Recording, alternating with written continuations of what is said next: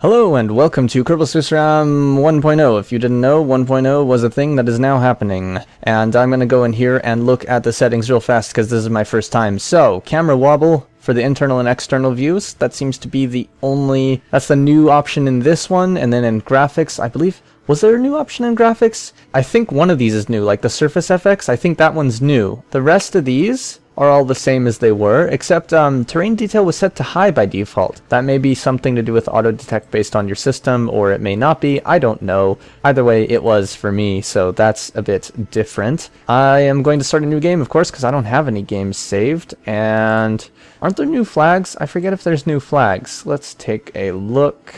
I don't see any new flags. Yeah, so there's no new flags.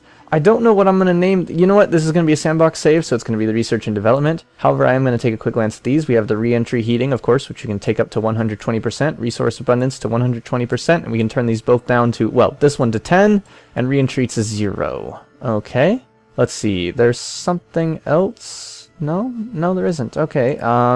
Let's go to sandbox, because I'm going to do sandbox, and in sandbox, I'm going to leave the re-entry heating at 110. No, we're going to leave it at 100%. We're going to leave that at 100%. We're not going to have crew respawns. And that's about it. Alright, let's go. Hi, yes, welcome, etc. I'm in the new Space Center. I want to... Oh yeah, it's closed because this is a sandbox save. That's unfortunate. We have lots of peoples. There are two genders now. And we have Valentina, who's another pilot. Ah, so we have a Jeb pilot and a Valentina pilot. Alright. Got it. I hate the look of this. Actually, it's, no, it's not that bad. When I first saw it, I immediately hated it. And now I'm okay with it. But yeah, when I first saw this, the redesign for the Mark 1 inline, I was like, oh, that is disgusting. But actually, I'm fine with it now. So, that's good. Because at first, I mean, I really didn't want to not like it, but I just didn't like it when I first saw it. So, you know.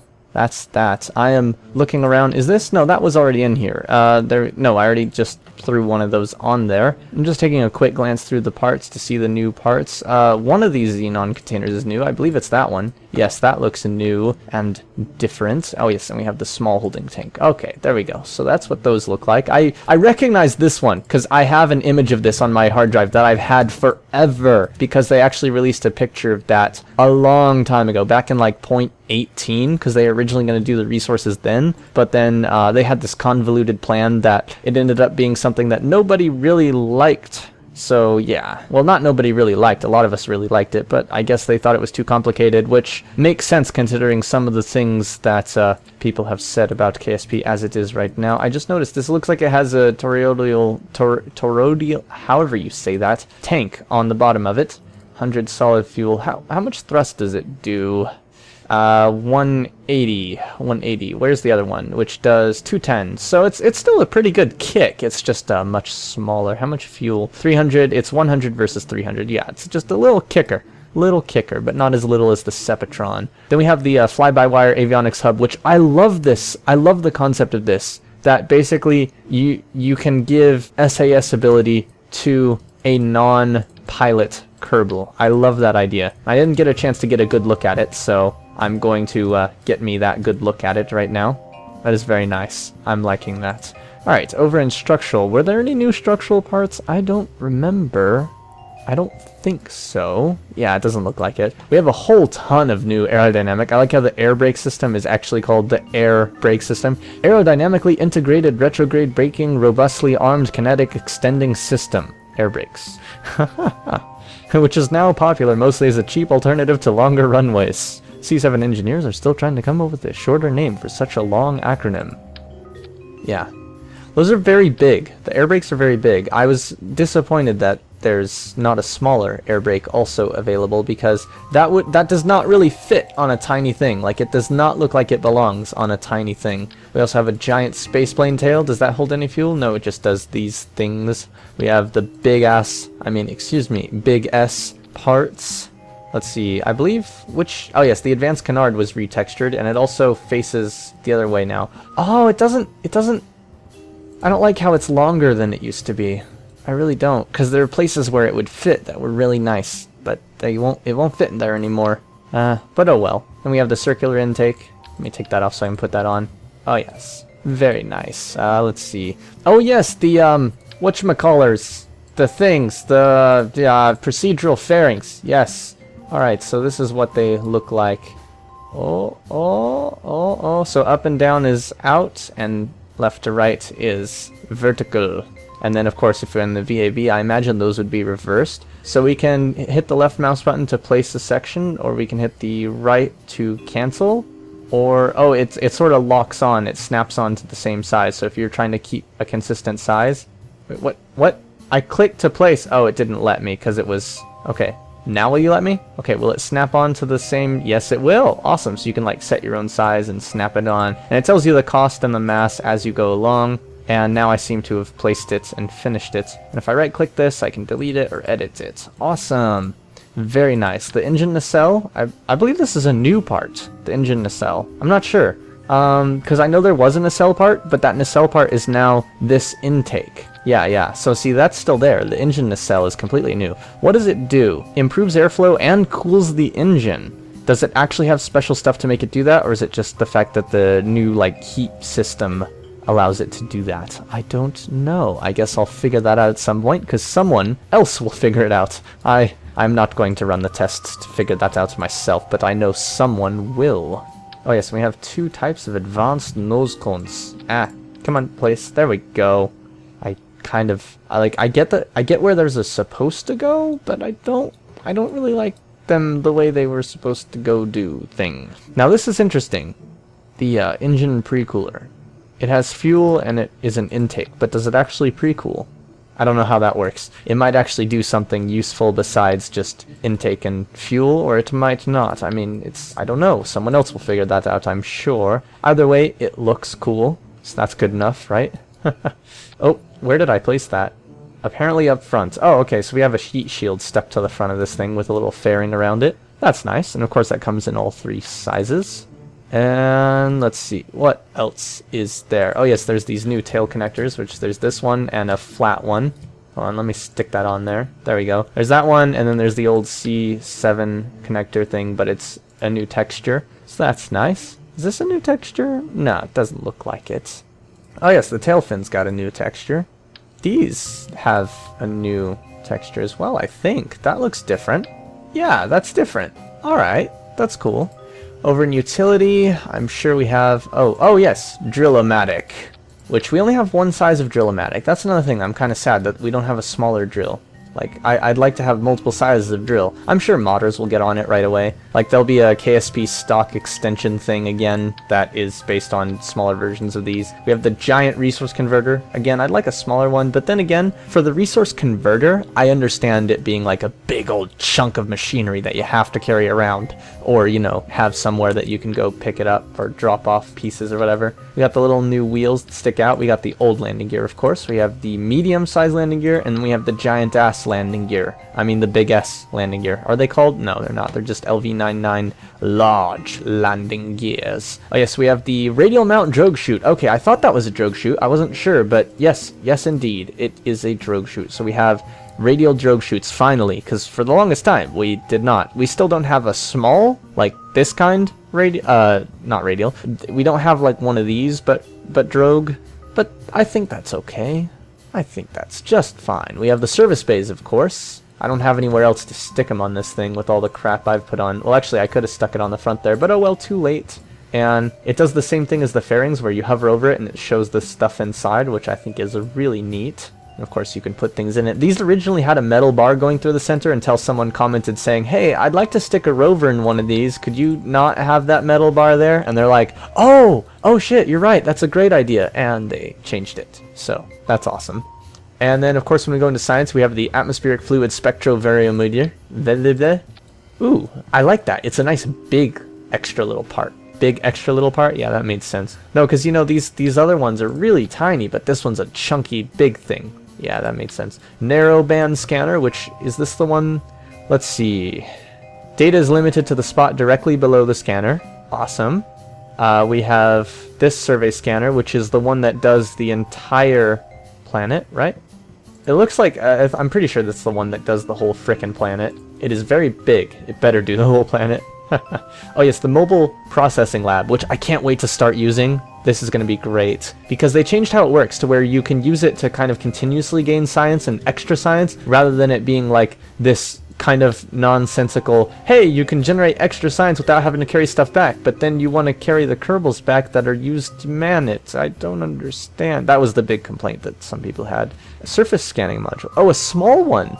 Ooh, that's an interesting little detail. It says it can be used to increase the accuracy of orbital survey scanners. Interesting. Alright, time to fly this contraption. It's probably a terrible idea. And here we are on the runway. And it flies about as well as you'd expect. Let's fire everything. Oh, there we go. Hey look, that nose cone didn't make it stop burning, although everything kind of exploded. That's nice. That's a new effect. It's not the nicest, but it is nice. I do like it. So there we go. This contraption, well, it would have never worked. How much of this is still attached? Not much. Tried to put in the landing gear, but it's all broken off. Yeah, so now that I've horribly messed everything up with this, let's start over, and I think I'm going to attempt rebuilding the Strikebreaker 25, which, let me go check where I have that. Default. Oh, I accidentally left it with the default name. Whoops. So before I actually build this, I'm actually going to do a little... Don't save that. I'll do a little history lesson. Oh, I forgot that it generates the thumbnails now with these things. First of all, I need to go remove the stock craft. Well, I don't need to, but I will at some point. For now, though, let's look at the ones that I haven't generated a thing for. So we have the Strikebreaker 13. This is very old, as you can tell by the fact that the parts are massively misaligned. It is designed in an older version, a much older version. It's amazing how it sort of almost looks good, but then doesn't. Oh yeah, hey, these nacelle parts, they were here. Because see, there's one of the nacelle bits. I actually kind of like the way that nacelle bit looks there. It's pretty cool. Alright, so yeah, the Strikebreaker 13, this isn't my most successful design, but it did fairly well. A much more successful design was the Strikebreaker 21, which uses all stock parts and looks quite terrible in this version. Oh my god, what the hell? This does not... Oh, it's got a cone inside the cone. That's why it looks terrible. Oh, that's nice. Wow. And then there was the 21A, which, honestly, I don't know what the difference... Oh, it has missiles on it. Oh! Oh, those cheap little missiles. Then there was the 21V, V for VTOL, because it has a vertical engine right there. Oh yes, it also has some RCS thrusters for assistance in that vertical takeoff type movement. Then there's the 23S, S for SSTO, because this thing was capable of SSTO, or nearly capable of it. In fact, no, yes, it was definitely SSTO capable. I did it by accident. Then we have the 24V. I don't remember where the 24 non-V was, but this was when we first had introduction to the, whatchamacallits, the, liquid fuel inoxidizer using engines, the Werner thrusters. And we have the 25A, which I don't know why I called it the 25A, probably because it was the first model. The other ones it was the A because it was attack capable. This one it was just the first one. And we have the 25S, which I'm guessing was supposed to be 25 standard. Ah yes, this was also the one that had a little cargo bay in it that had nothing in it, that I just kind of put there, so it's like, you can put stuff in here if you want. It also looks better because it was made with the new parts, as was the other 25, so it actually fits, although I don't like it. And finally, just because I found it in there, this is the Strikebreaker 7, which looked much better back when it was made, but again, the new parts were not kind to it. But as you can see, the concept of it was basically that we had the cockpit really low down at an angle so that you could see better out of it. I don't know if that's necessary anymore with the new IVAs, but we shall see. Or does this one even have a new IVA? I don't know if they reused the IVA or not. Let's launch this and find out. Come on, load the IVA, and nope, it's the same one. Yeah, so, see, we have a high visibility cockpit, although it does mean our thrust vector thingy things are not aligned. Let's try to fly it. There's the new aerodynamics, remember? We have new aerodynamics, and wow, those wings should not... I don't know what those are doing there, or why they're visible. Yes, but we have new aerodynamics, which means this thing may not fly very well at all. Well, we're already going way faster than it possibly could in the old version. This thing does not like pitching at these speeds, but it is nice. It is very nice. It's flying pretty well. The main thing is that we're faster. That's the main thing I immediately notice, is how much faster we are. Oh shit, I can't... Oh, I did pull out of that. I love that. This is the first experience I'm getting with that screen shaking effect, so when I pull up really hard, the screen starts to shake. That's gotta be terrible for the video, though. I'm probably gonna turn that effect down a bit after I've had my fun with it. Let's, fuck it, let's eject for no reason. Other than, I guess, to watch that thing go. I probably should have reduced the fuel in these. Maybe. Bye-bye, other part of me. Let's see how this thing reacts to no aerodynamic... Well, no control. Just aerodynamic stimulus. See how it sort of just points the nose. Pretty much, it's trying to follow the velocity vector and point the nose there. Of course, when I activate the parachute, that's going to do that. And I believe the parachute is set to trigger at... Oh, it's set to trigger at 500. Okay. Oh, that was very gentle. I was expecting like a bunch of camera shake and horribleness. Oh, the rest of it just blew up. Hold on, that was 9 point something kilometers away. Did I read that right? Was that 9 point something kilometers away? Alright, we're gonna take off again, and we're gonna go full throttle, and then eject again, and watch how far the rest of the plane gets before it despawns, because... What? Like, what? Did they change the load distance? 'Cause that's surprising. And awesome if they did. Alright, let's get higher. Not too much higher, but let's get up to like... I don't know, is that a good amount? 1 kilometer? Almost 2 kilometers. Let's level it out. Alright, 1.5 kilometers, and then we'll eject once we hit... Yeah, let's eject now.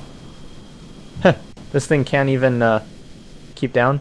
Okay, let's hope that doesn't hit the ocean before it goes really far away. Wait, fire the parachute, because we don't want to... Wow, that slowed us down pretty quickly. Come on. Oh, it's going to hit the water. It's going to hit the water. Look, look, look. Look how far away it is, though. 3 kilometers. 4 kilometers. 5. The system won't let something stay on rails this low in the atmosphere. So either they changed something. I don't know what or how. But they definitely changed something to do with loading distance. Or maybe just that things will go on rails this low in the atmosphere, which I doubt. But that's very interesting. I can't wait to find out what the new loading range is. For now, though, thanks for watching. As always, see you in space.